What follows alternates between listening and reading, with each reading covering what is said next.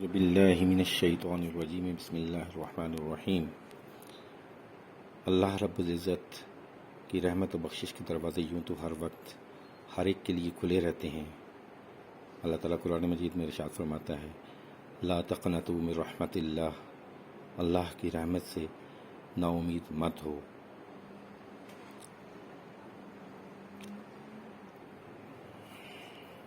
اللہ کی رحمت کا دریا ہر وقت فضاؤں میں معزن رہتا ہے، اس کی رحمت کا سائبہ ہر وقت اپنے بندوں پر سایہ فگن رہتا ہے، اور مخلوق کو اپنے سایہ عاطفت میں رکھنا اس ہستی کی شان کریمانہ ہے۔ اس غفار، رحمان، رحیم اور کریم پروردگار نے اپنی اس ناتواں مخلوق پر مزید کرم فرمانے اور اپنے گناہ گار بندوں کی لغزشوں اور خطاؤں کی بخشش اور مغفرت اور مقربین بارگاہ کو اپنی انعامات سے مزید نوازنے کے لیے بعض نسبتوں کی وجہ سے کچھ ساعتوں کو خصوصی برکت اور فضیلت عطا فرمائی، جس میں اس کی رحمت و مغفرت اور عطاؤں کا سمندر ٹھاٹھے مار رہا ہوتا ہے، اور جنہیں وہ خاص قبولیت کے شرف سے نوازتا ہے۔ ان خاص لمحات، خاص ایام اور خاص مہینوں میں جن کو یہ فضیلت حاصل ہے، رب کائنات کی رحمت کی برسات معمول سے بڑھ جاتی ہے۔ ان خصوصی ساعتوں میں ماہ شعبان کو خاص اہمیت اور فضیلت حاصل ہے۔ اللہ تعالیٰ نے سال کے 12 مہینوں میں سے 4 مہینے رجب، شعبان، رمضان اور محرم برگزیدہ فرمائے ہیں، اور ان میں شعبان کو خصوصی طور پر چن لیا اور اسے رحمت عالم حضرت محمد مصطفیٰ صلی اللہ علیہ وآلہ وسلم کا مہینہ قرار دیا۔ جیسے حضور نبی پاک صلی اللہ علیہ وسلم تمام انبیاء کرام سے افضل و برتر ہیں، اسی طرح آپ کا مہینہ شعبان بھی تمام مہینوں سے افضل ہے، لہٰذا شعبان وہ بابرکت مہینہ ہے جس میں بھلائیوں کے دروازے کھول دیے جاتے ہیں۔ اس مقدس مہینے میں آسمان سے برکتیں اتاری جاتی ہیں، برائیاں مٹا دی جاتی ہیں اور گناہ گار بخشش پاتے ہیں۔ اسی لیے شعبان کو المکفر یعنی گناہوں کی بخشش کا ذریعہ بننے والا مہینہ کہا جاتا ہے۔ حضرت انس بن مالک رضی اللہ تعالیٰ عنہ سے روایت ہے کہ نبی پاک صلی اللہ علیہ وآلہ وسلم نے ارشاد فرمایا شعبان اس لیے کہا جاتا ہے کہ اس ماہ میں احترام رمضان کی وجہ سے بہت سی نیکیاں پھیلتی ہیں، اور رمضان کو رمضان اس لیے کہا جاتا ہے کہ اس ماہ میں بہت سارے گناہ جلا دیے جاتے ہیں۔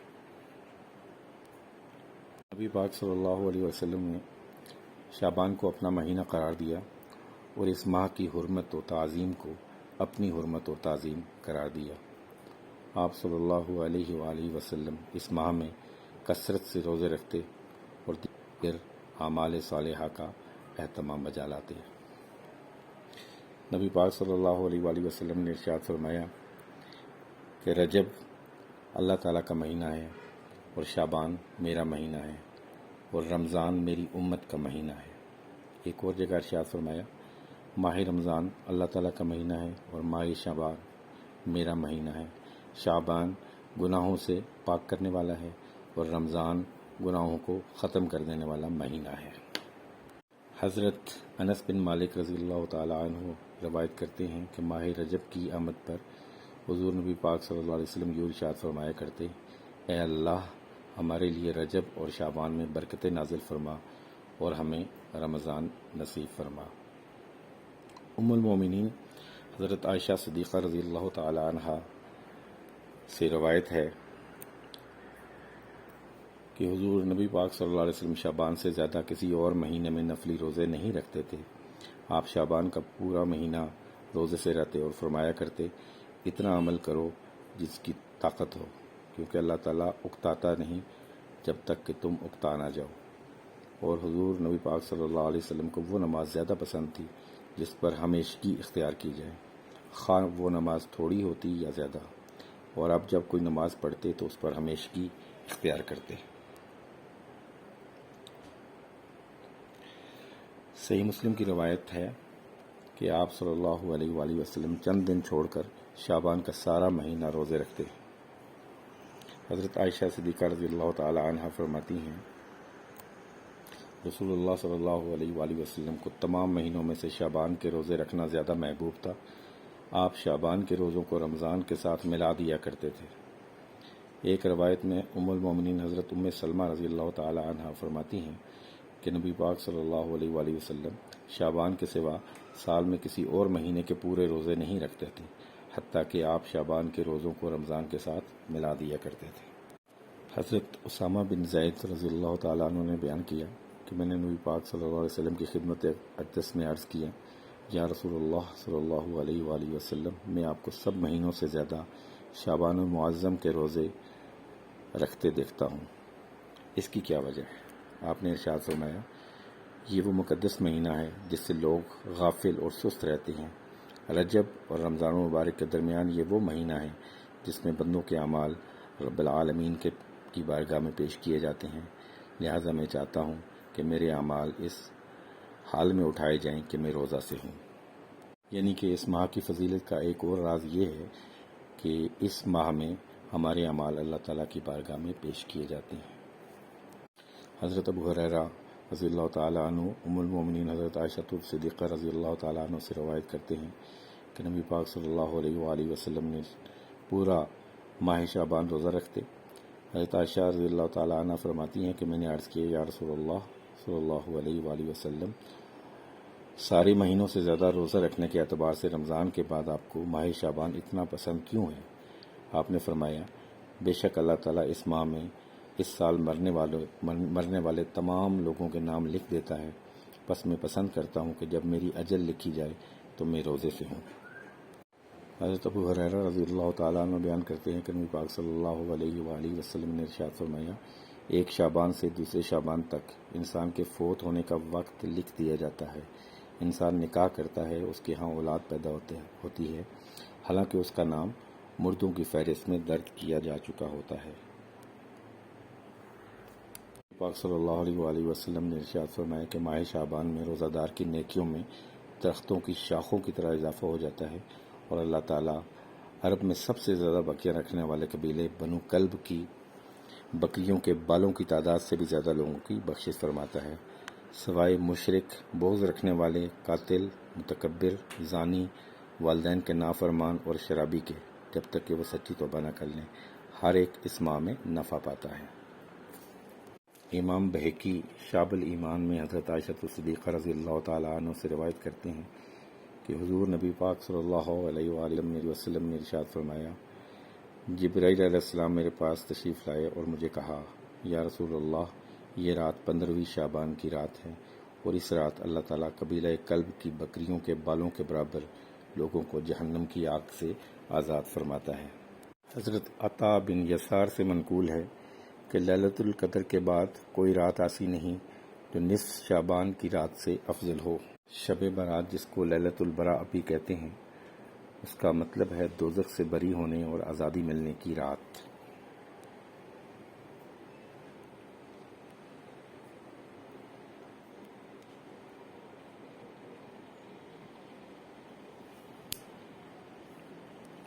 اس رات کو یہ نام نبی پاک صلی اللہ علیہ وآلہ وسلم نے خود عطا فرمایا ہے، کیونکہ اس رات رحمت خداوندی کے طفیل لاتعداد انسان دوزخ سے نجات پاتے ہیں۔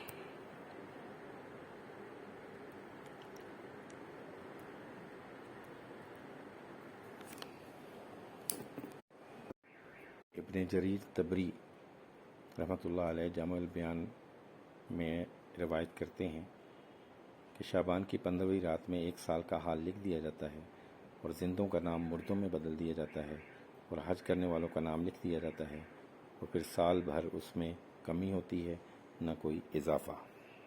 حضرت عبداللہ بن عباس رضی اللہ تعالیٰ عنہ فرماتے ہیں ایک آدمی لوگوں کے درمیان چل رہا ہوتا ہے حالانکہ وہ مردوں میں درج کیا ہوا ہوتا ہے۔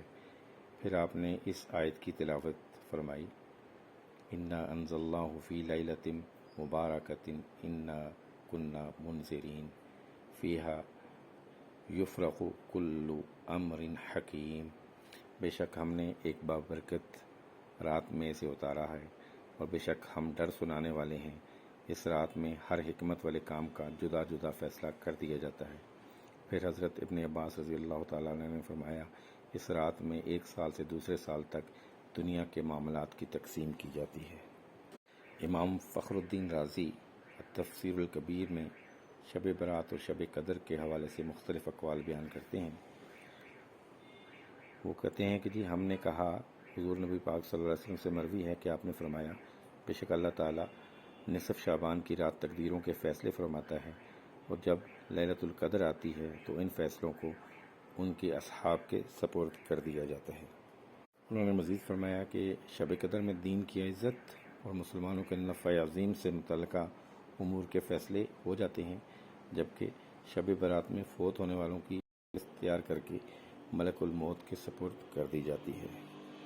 حضرت شیخ عبد القادر جیلانی رحمۃ اللہ علیہ اپنی کتاب غنیت الطالبین میں ارشاد فرماتے ہیں کہ جس طرح مسلمانوں کے لیے زمین پر 2 عیدیں ہوتی ہیں، اسی طرح فرشتوں کے لیے آسمان میں 2 عیدیں ہوتی ہیں۔ فرشتوں کی 2 عیدیں شب برات اور شب قدر ہیں، اور مومنین کی 2 عیدیں عید الفطر اور عید الاضحیٰ ہیں۔ فرشتوں کی عیدیں رات کو اس لیے ہیں کہ وہ سوتے نہیں، اور مسلمانوں کی عیدیں دن کو اس لیے ہیں کہ وہ رات کو سوتے ہیں۔ نبی پاک صلی اللہ علیہ وآلہ وسلم نے ارشاد فرمایا اس رات میں جو شخص 100 رکعت نماز ادا کرتا ہے اللہ تعالیٰ اس کی طرف 100 فرشتے بھیجتا ہے، جس میں سے 30 فرشتے اسے جنت کی خوشخبری دیتے ہیں، 30 فرشتے اسے آگ کے عذاب سے محفوظ رکھتے ہیں، 30 فرشتے آفات دنیاوی سے اس کا دفاع کرتے ہیں، اور 10 فرشتے اسے شیطانی چالوں سے بچاتے ہیں۔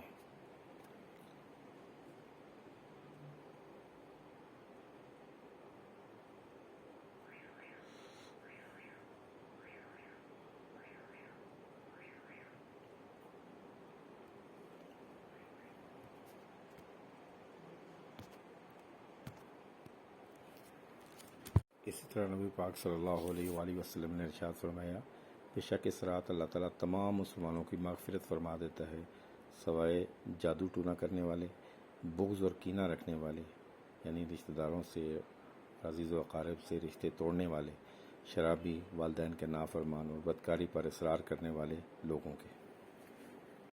جلیل القدر تابعی حضرت حطار بن یسار فرماتے ہیں شب قدر کے بعد شعبان کی 15ویں شب سے زیادہ کوئی رات افضل نہیں ہے۔ ام المومنین حضرت عائشہ صدیقہ رضی اللہ تعالی عنہ ارشاد فرماتی ہیں کہ ایک رات میں نے رسول اللہ صلی اللہ علیہ وسلم کو خوابگاہ میں نہ پایا تو میں آپ کی تلاش میں نکلی، کیا دیکھتی ہوں کہ آپ جنت البقیع میں ہیں۔ آپ صلی اللہ علیہ وآلہ وسلم نے ارشاد فرمایا کیا تجھے خوف ہے کہ اللہ اور اس کا رسول تیرے ساتھ ناانصافی کریں گے؟ میں نے عرض کیا یا رسول اللہ صلی اللہ علیہ وآلہ وسلم، میں نے سوچا شاید آپ کسی دوسری زوجہ کے ہاں تشریف لے گئے۔ آپ صلی اللہ علیہ وآلہ وسلم نے ارشاد فرمایا اللہ تعالیٰ 15ویں شعبان کی رات کو اپنی شان کے لائق آسمان دنیا پر نزول فرماتا ہے، اور قبیلہ بنو کلب کی بکریوں کے بالوں کی تعداد سے بھی زیادہ لوگوں کی مغفرت فرماتا ہے۔ حضرت عائشہ رضی اللہ تعالیٰ عنہ سے روایت ہے کہ نبی پاک صلی اللہ علیہ وسلم رات کو اٹھے اور نماز ادا فرمائی اور طویل سجدہ فرمایا، یہاں تک کہ میں نے گمان کیا کہ آپ صلی اللہ علیہ وآلہ وسلم کو روح انور قبض کر لی گئی ہے۔ جب میں نے یہ دیکھا تو اٹھ کر کھڑی ہوئی اور آپ کے انگوٹھے مبارک کو حرکت دی تو اس نے حرکت کی اور پھر اپنی جگہ لوٹ گیا۔ پھر جب آپ صلی اللہ علیہ وآلہ وسلم نے اپنا سر انور سجدہ سے اٹھایا اور اپنی نماز سے فارغ ہوئے تو فرمایا اے عائشہ، کیا تو نے یہ گمان کر لیا کہ نبی پاک صلی اللہ علیہ وسلم تیرے حق میں کمی کریں گے؟ میں نے عرض کیا نہیں اللہ کی قسم یا رسول اللہ صلی اللہ علیہ وآلہ وسلم، لیکن مجھے یہ گمان گزرا کہ طویل سجدہ میں آپ کی روح انور قبض کر لی گئی ہے۔ صلی اللہ علیہ وآلہ وسلم نے ارشاد فرمایا اے عائشہ، کیا تو جانتی ہے یہ کون سی رات ہے؟ میں نے عرض کیا اللہ اور اس کا رسول بہتر جانتے ہیں۔ آپ نے فرمایا یہ شعبان کی 15ویں رات ہے۔ بے شک اللہ تعالیٰ نصف شعبان کی رات اپنے بندوں پر نگاہ التفات فرماتا ہے تو بخشش طلب کرنے والوں کو بخش دیتا ہے اور رحم طلب کرنے والوں پر رحم فرماتا ہے اور بغض اور کینہ رکھنے والوں کو ویسا ہی رہنے دیتا ہے۔ شعبان المعظم کی 15ویں رات کی فضیلت بہت ساری مزید احادیث میں بھی بیان ہوئی ہے۔ میں ساری احادیث کا احاطہ تو نہیں کر سکتا۔ ایک اور حدیث ہے جس میں حضرت عبداللہ بن عامر رضی اللہ تعالیٰ عنہ فرماتے ہیں کہ نبی پاک صلی اللہ علیہ وآلہ وسلم نے ارشاد فرمایا، اللہ تعالیٰ شعبان کی 15ویں رات کو اپنی مخلوق کی طرف نظر التفات فرماتا ہے اور 2 قسم کے لوگوں یعنی کینہ پرور اور کسی جان کو قتل کرنے والے کے سوا اپنے تمام بندوں کو بخش دیتا ہے۔ حضرت عائشہ صدیقہ رضی اللہ تعالی عنہا سے مروی ہے کہ نبی پاک صلی اللہ علیہ وآلہ وسلم نے ارشاد فرمایا، اے عائشہ رضی اللہ تعالی عنہا، تمہیں معلوم ہے کہ شعبان کی 15ویں شب میں کیا ہوتا ہے؟ تو انہوں نے عرض کیا، یا رسول اللہ اس رات میں کیا ہوتا ہے؟ آپ نے فرمایا، اس رات میں جتنے بھی لوگ پیدا ہونے والے ہیں سب کے نام لکھ دیے جاتے ہیں اور جتنے لوگ فوت ہونے والے ہیں ان سب کے نام بھی لکھ دیے جاتے ہیں، اور اس رات میں لوگوں کے سارے سال کے اعمال اٹھا لیے جاتے ہیں اور اسی رات میں لوگوں کو روزی مقرر کر دی جاتی ہے۔ یعنی ان تمام روایات کو اگر اکٹھا کیا جائے تو تمام لوگوں کی اللہ تعالیٰ اس رات بخشش کر دیتا ہے سوائے مشرک، بغض رکھنے والے، کینہ رکھنے والے، ڈاکو، والدین کے نافرمان اور کینہ پرور لوگوں کی بخشش نہیں ہوتی۔ اس کے علاوہ تمام لوگوں کی اللہ تعالیٰ بخشش فرما دیتا ہے۔ حضرت کعب رضی اللہ تعالیٰ عنہ سے روایت ہے کہ شعبان کی 15ویں رات اللہ تعالیٰ جبریل امین علیہ السلام کو جنت میں یہ حکم دے کر بھیجتا ہے کہ آج کی رات جنت کو آراستہ کر دیا جائے، کیونکہ اللہ تعالیٰ اس رات آسمان کے ستاروں، دنیا کے شب و روز، درختوں کے پتوں، پہاڑوں کے وزن اور ریت کے ذروں کی تعداد کے برابر اپنے بندوں کو دوزخ سے آزادی عطا فرماتا ہے۔ اسی طرح حضرت عثمان بن العاص رضی اللہ تعالیٰ عنہ سے مروی ہے کہ نبی پاک صلی اللہ علیہ وآلہ وسلم نے ارشاد فرمایا کہ جب شعبان کی 15ویں شب آتی ہے تو ایک اعلان کرنے والا اعلان کرتا ہے، کوئی ہے بخشش چاہنے والا کہ میں اس کی بخشش کروں، کوئی ہے سوال کرنے والا کہ میں اسے عطا کروں۔ پھر کوئی شخص جو بھی چیز طلب کرتا ہے اللہ تعالیٰ اسے عطا فرما دیتا ہے سوائے عصمت فروش عورت اور مشرک شخص کے۔ حضرت انس بن مالک رضی اللہ تعالی عنہ سے مروی ہے کہ نبی پاک صلی اللہ علیہ وسلم نے مجھے کسی کام سے حضرت عائشہ صدیقہ رضی اللہ تعالی عنہ کے حجرہ مبارک کی طرف بھیجا۔ میں نے ان سے عرض کیا، امی جان جلدی کیجیے کیونکہ میں رسول اللہ صلی اللہ علیہ وسلم کو صحابہ کے ساتھ شب برات کے بارے میں گفتگو کرتے ہوئے چھوڑ کر آیا ہوں۔ حضرت عائشہ رضی اللہ تعالی عنہ نے فرمایا، اے انیس بیٹھ جاؤ، میں تمہیں نصف شعبان کی شب کے بارے میں بتاتی ہوں، کیونکہ اس رات رسول اللہ صلی اللہ علیہ وآلہ وسلم میرے ہاں قیام پذیر تھے۔ اور اس طویل حدیث میں آپ نے جو مختصراً میں اس کو بتاتا ہوں، آپ نے فرمایا کہ اے حمیرہ، یعنی یہ لقب تھا حضرت عائشہ صدیقہ رضی اللہ تعالی عنہا کا، کیا تو جانتی ہے کہ یہ رات شعبان کی 15ویں رات ہے؟ اس رات اللہ تعالیٰ کی طرف سے قبیلہ کلب کی بکریوں کی بالوں کی تعداد کے برابر لوگ جہنم سے آزاد ہوتے ہیں۔ میں نے عرض کیا، یا رسول اللہ، قبیلہ کلب کی بکریوں کے بالوں کا کیا معاملہ ہے؟ آپ نے فرمایا، عرب میں کسی قبیلے کے پاس ان کی بکریوں سے زیادہ تعداد میں بکریاں نہیں ہیں، تاہم 6 لوگوں کے لیے یہ خوشخبری نہیں ہے: شرابی، والدین کے نافرمان، بدکاری پر اصرار کرنے والے، قطع تعلق کرنے والے، مصور یعنی بت تراش، اور چغل خور۔ اس مقدس رات میں حضور نبی اکرم صلی اللہ علیہ وآلہ وسلم کا معمول مبارک تھا کہ آپ صلی اللہ علیہ وآلہ وسلم کثرت سے مناجات کرتے، بارگاہ الہی میں گریاں گناہ ہوتے، رات بھر قیام فرماتے، قبرستان تشریف لے جاتے اور امت کے لیے استغفار فرماتے اور اگلے دن روزہ رکھتے۔ انہی فضائل کی وجہ سے امت مسلمہ کے جمیع مکاتب فکر کے فقہاء اور علماء اس بات پر اجماع رکھتے ہیں کہ جو بھی مسئلہ قرآن و سنت کی روشنی میں ثابت ہو جائے تو اس پر عمل کرنا واجب ہو جاتا ہے۔ تو صحابہ کرام کے دور سے لے کر آج تک امت مسلمہ کا ایک بڑا حصہ اس شب بیداری کا اہتمام کرتا ہے. رات بھر عبادات ہوتی ہیں، نوافل کا اہتمام ہوتا ہے، قرآن پاک کی تلاوت کی جاتی ہے اور اللہ پاک سے اپنے گناہوں کی مغفرت کی دعا کی جاتی ہے. حضرت علی رضی اللہ تعالی عنہ ارشاد فرماتے ہیں، مجھے یہ بات پسند ہے کہ ان 4 راتوں میں آدمی خود کو تمام دنیاوی مصروفیات سے عبادت الہی کے لیے فارغ رکھے، اور وہ 4 راتیں یہ ہیں: عید الفطر کی رات، عید الاضحیٰ کی رات، شعبان کی 15ویں رات اور رجب کی پہلی رات. اب آئیے یہ معلوم کرتے ہیں کہ اس رات کی کون کون سی عبادات کا اہتمام کرنا چاہیے. امام ابن رجب حنبلی رحمۃ اللہ علیہ فرماتے ہیں کہ مسجدوں میں جماعت کے ساتھ بیداری مستحب ہے. یہ قول اکابر تابعین جیسے خالد بن معدان، لقمان بن عامر، امام اسحاق بن راہویہ نے بھی یہی فرمایا ہے. کثیر تعداد میں تابعین، تبع تابعین، محدثین، فقہا اور اولیاء عظام اس رات خصوصی عبادت کا اہتمام فرماتے رہے. اعلیٰ قسم کا لباس زیب تن فرماتے رہے، خوشبوئیں اور سرما لگاتے تھے، اور اس رات مسجد میں قیام اللیل کرتے تھے. امام حسن بن عمار بن علی شرمبلانی حنفی رحمۃ اللہ علیہ فرماتے ہیں کہ شب بیداری کا مطلب یہ ہے کہ رات کے اکثر حصہ میں اور ایک قول کے کچھ حصہ میں قرآن و حدیث پڑھنے یا سننے میں مشغول رہے، یا تسبیح پڑھتا رہے، یا نبی پاک صلی اللہ علیہ وآلہ وسلم کی بارگاہ میں ہدیہ درود و سلام بھیجتا رہے.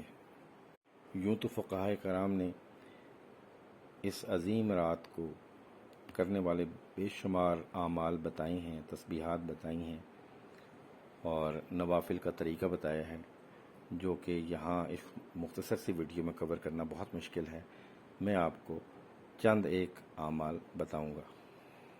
شعبان کی 15ویں شب سورہ بقرہ کا آخری رکوع، آمن الرسول بما انزل الیہ من ربہ والمؤمنون آخر تک 21 دفعہ پڑھنا امن و سلامتی اور حفاظت جان و مال کے لیے بہت مفید ہے. شب برات میں 100 رکعت نفل نماز اس طرح ادا کرنا کہ اس میں سورہ فاتحہ کے بعد 1000 مرتبہ یعنی ہر رکعت میں 10 دفعہ سورہ اخلاص پڑھی جائے. اس کو صلاۃ الخیر کہا جاتا ہے. اس نماز کی بہت زیادہ برکت ہے. پہلے زمانے میں بزرگ یہ نماز با جماعت ادا کرتے تھے. یہ نماز پڑھی جائے تو اس کی بھی بہت زیادہ اس کا ثواب ہے. حضرت علی رضی اللہ تعالیٰ عنہ سے مروی ایک روایت کے مطابق نبی پاک صلی اللہ علیہ وآلہ وسلم 15ویں شعبان کی رات کو 14 رکعت نماز پڑھتے اور نماز سے فارغ ہونے کے بعد آپ 14 دفعہ سورہ فاتحہ، 14 دفعہ سورہ اخلاص، 14 دفعہ سورۃ الفلق، 14 دفعہ سورۃ الناس پڑھتے اور 1 مرتبہ آیت الکرسی کی تلاوت فرماتے تھے. جب آپ سے اس عمل کے بارے میں پوچھا گیا تو آپ نے فرمایا، جس کسی نے اس طرح کا عمل کیا جو آپ نے دیکھا ہے تو اس کے لیے 20 مقبول حج کا ثواب لکھ دیا جاتا ہے اور 20 سال کے مقبول روزوں کا ثواب لکھ دیا جاتا ہے. اگر اس دن صبح بھی روزہ رکھے تو اس کے لیے ثواب میں 2 سالوں کے روزوں کا ثواب لکھ دیا جاتا ہے، ایک گزشتہ روزوں اور ایک آنے والے سال کے روزوں کے برابر. حضرت امام حسن رضی اللہ تعالی عنہ فرماتے ہیں کہ میں اس رات کو 3 حصوں میں تقسیم کرتا ہوں. ایک حصے میں اپنا نانا جان پر درود بھیجتا ہوں، دوسرے حصے میں اللہ تعالیٰ سے استغفار کرتا ہوں، اور تیسرے حصے میں نماز پڑھتا ہوں یعنی نوافل ادا کرتا ہوں. پوچھا گیا کہ یہ عمل کرنے سے کیا ثواب ملتا ہے تو آپ نے فرمایا، میں نے حضرت علی رضی اللہ تعالیٰ عنہ سے سنا اور انہوں نے حضور نبی پاک صلی اللہ علیہ وآلہ وسلم سے سنا. آپ نے فرمایا اسے مقربین لوگوں میں لکھ دیا جاتا ہے، یعنی اللہ تعالیٰ کے قریب لوگوں میں اس کو لکھ دیا جاتا ہے. شعبان المعظم کی 15ویں شب 2 رکعت نفل نماز اس طرح ادا کی جائے کہ ہر رکعت میں سورہ فاتحہ کے بعد ایک بار آیت الکرسی اور 15 بار سورہ اخلاص پڑھی جائے. سلام کے بعد 100 مرتبہ درود شریف پڑھ کر ترقی اور رزق کے لیے دعا کی جائے تو اللہ تعالیٰ کشادگی رزق عطا فرماتا ہے. اس رات جو ایک اور عمل کیا جاتا ہے وہ نماز تسبیح ہے، جس کو کو صلاۃ تسبیح بھی کہا جاتا ہے۔ اس نماز کی 4 رکعات ہیں۔ مکروہ اوقات کے علاوہ ان کو جب چاہیں ادا کیا جا سکتا ہے۔ اس کے پڑھنے کا طریقہ یہ ہے کہ تکبیر تحریمہ کے بعد ثنا یعنی سبحانک اللہم و بحمدک آخر تک پڑھیں، اور ثنا کے بعد 15 بار درج ذیل تسبیح پڑھیں، یعنی سبحان اللہ والحمد للہ ولا الہ الا اللہ واللہ اکبر، یہ ثنا کے بعد 15 دفعہ پڑھیں۔ پھر اعوذ باللہ من الشیطان الرجیم بسم اللہ الرحمن الرحیم، پھر سورہ فاتحہ اور کوئی سورت پڑھنے کے بعد 10 بار یہی تسبیح پڑھیں۔ پھر رکوع میں چلے جائیں، رکوع میں سبحان ربی العظیم جو 3 دفعہ پڑھتے ہیں، اس کے بعد 10 بار یہی تسبیح۔ پھر رکوع سے اٹھ کر سمع اللہ لمن حمدہ ربنا لک الحمد کے بعد 10 بار یہی تسبیح۔ پھر سجدے میں سبحان ربی الاعلیٰ کے بعد 10 بار یہی تسبیح۔ پھر سجدے سے اٹھ کر جلسہ میں 10 بار یہی تسبیح، اور پھر دوسرے سجدے میں سبحان ربی الاعلیٰ کے بعد 10 بار یہ تسبیح پڑھیں۔ پھر جب دوسری رکعت میں کھڑے ہوں اور بسم اللہ الرحمن الرحیم سے پہلے 15 بار اسی تسبیح کو پڑھیں، اور بعد ازاں سورہ فاتحہ اور اس طریقے سے جیسے پچھلی رکعت میں 10 دفعہ پڑھا گیا تھا وہ مکمل کیا جائے۔ تو ہر رکعت میں اس طرح 75 دفعہ یہ تسبیح پڑھی جاتی ہے، اور چاروں رکعت میں کل ملا کر یہ 300 دفعہ سبحان اللہ والحمد للہ ولا الہ الا اللہ واللہ اکبر پڑھا جائے گا۔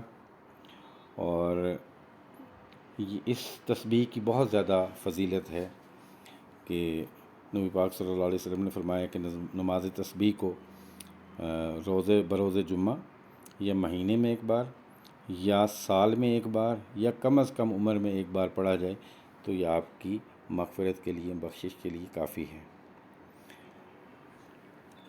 ترمذی، ابو داؤد، ابن ماجہ اور بہقی سمیت ایک بہت ساری کتابوں میں یہ درج ہے کہ نبی پاک صلی اللہ علیہ وسلم نے حضرت عباس رضی اللہ تعالیٰ عنہ سے فرمایا کہ اے چچا جان، کیا میں آپ سے صلہ رحمی نہ کروں؟ کیا میں آپ کو عطیہ نہ دوں؟ کیا میں آپ کو نفع نہ پہنچاؤں؟ کیا میں آپ کو 10 خصلتوں والا نہ بنا دوں کہ جب تک آپ ان پر عمل پیرا رہیں تو اللہ تعالیٰ آپ کے پہلے بعد کے پرانے نئے غلطی سے یا جان بوجھ کر چھوٹے بڑے پوشیدہ ظاہر ہونے والے تمام گناہ معاف فرما دے۔ اس کے بعد نبی پاک صلی اللہ علیہ وسلم نے انہیں نماز تسبیح کا طریقہ سکھایا۔ پھر فرمایا اگر روزانہ 1 مرتبہ پڑھ سکو تو بہت اچھا ہے، اگر یہ نہ ہو سکے تو ہر جمعہ کو، اور اگر یہ نہ ہو سکے تو مہینے میں 1 بار، اور اگر ہر مہینے میں نہ پڑھ سکو تو سال میں 1 بار، اور اگر ایسا بھی نہ ہو سکے تو عمر بھر میں 1 بار پڑھ لو۔ تو اس سے صلاۃ تسبیح کی اہمیت اور فضیلت کا اندازہ ہوتا ہے۔